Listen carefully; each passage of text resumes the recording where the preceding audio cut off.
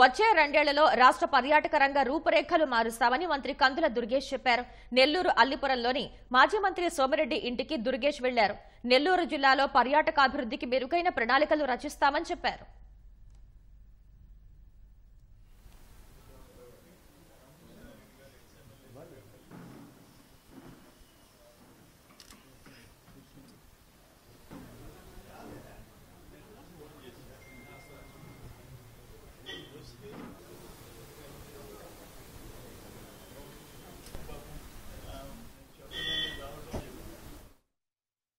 చాలా longest Coast line ఉన్నటువంటి నెల్లూరు జిల్లా.